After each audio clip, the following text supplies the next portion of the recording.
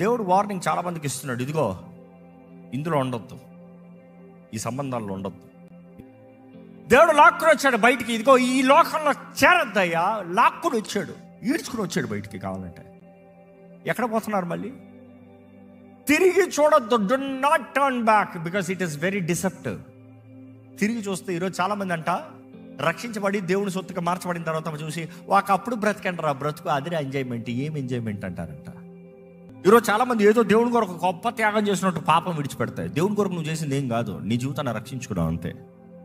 Anything that is against God you leave, it is for your benefit, not for God's benefit. ఎప్పుడన్నా అనుకుంటానండి మనం అనుకుంటా, నేను కాబట్టి దేవుడు, నేను దేవుడి కొరకు. నువ్వు ఎవడవు? నువ్వు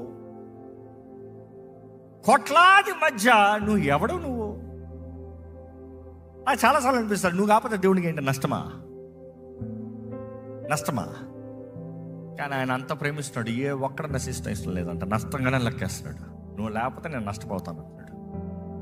ఎందుకంటే ఆయన చేసిన త్యాగం అంత గొప్పది, ఆయన కట్టిన వెల అంత గొప్పది, ఆయన చెల్లించిన వెల అంత గొప్పది. ఆయన సొంత రక్తాన్ని చెందించాడు. ఎవడు నష్టపోకూడదు, ఎవడు పాడైపోకూడదు, ఎవడు నిత్యాగ్నిలోకి వెళ్ళిపోకూడదు.